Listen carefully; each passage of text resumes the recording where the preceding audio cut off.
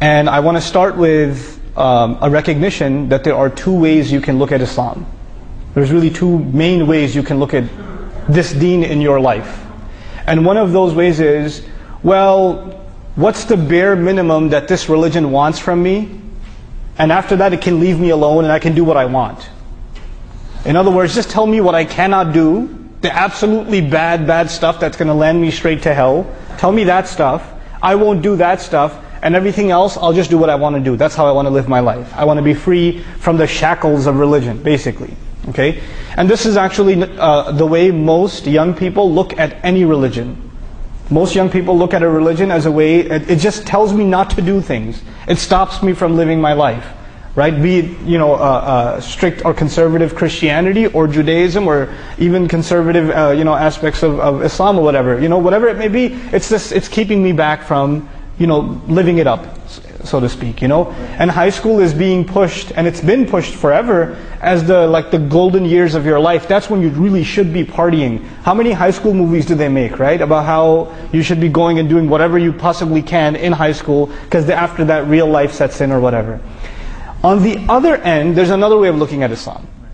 And the other way of looking at Islam is that we were given this gift of Islam, not chains. Islam is not chains that are shackling us. We were given this gift, and this gift gives us this really high purpose. I wasn't sent on this earth to party. I was sent on this earth to do an amazing task. And there's a huge population on the earth who Allah decided He will not give them the gift of Islam. They didn't deserve it like I did. Allah gifted me with Islam. And the best years of my life that I can serve Islam with are what years? My early years. The youth of my life is the best part of my life that I can serve Islam with.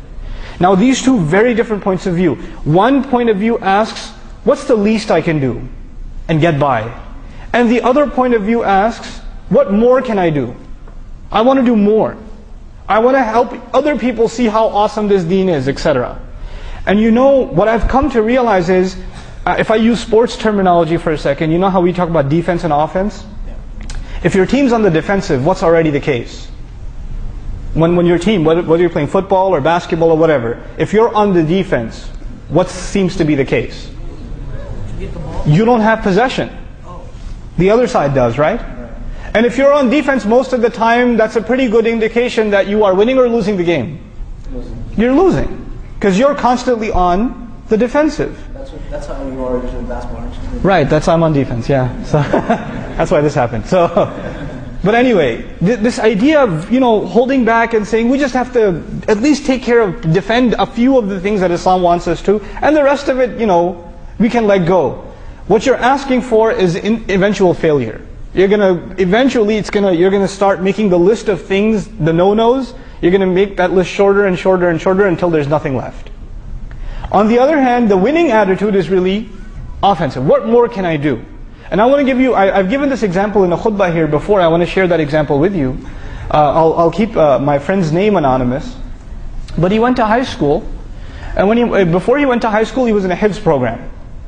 So he memorized Qur'an, and when you memorize Qur'an, of course you're sitting in the masjid with other kids that are memorizing Qur'an, you're with the Hafizah most of the time, then you go home and you review Qur'an, and you're just surrounded by this really pure gathering all the time.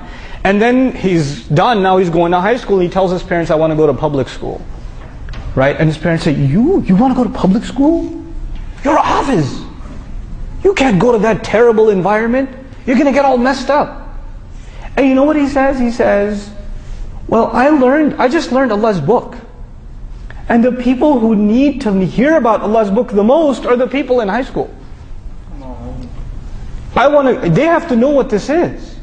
I feel responsible. Why should I hide what I have? I feel a responsibility to share. I feel bad for those people. Right? So they put him in public high school. By the time he graduated high school, 16 kids had taken Shahada. 16 kids had taken Shahada. Now, what I'm talking about here is an attitude not of defense, but of what? Of offense. You see yourself as having something superior. So when I'm talking, especially young people nowadays, I feel like I'm putting you guys on the spot. I don't know for sure, but I guess I'm going to stereotype. A lot of you're not proud of Islam.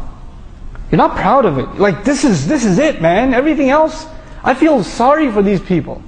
Instead, what's happening to our girls, our daughters, is when they see some girl dressed a certain way, they say, oh, I wish I could dress like that. Too bad it's haram. Right?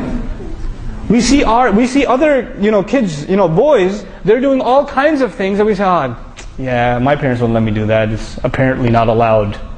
Or something, But the right attitude would be, I feel bad for that girl. Look at how she has to dress herself, how she has to put herself on display. She's looking for attention like that, while Allah has already given me attention by my Islam.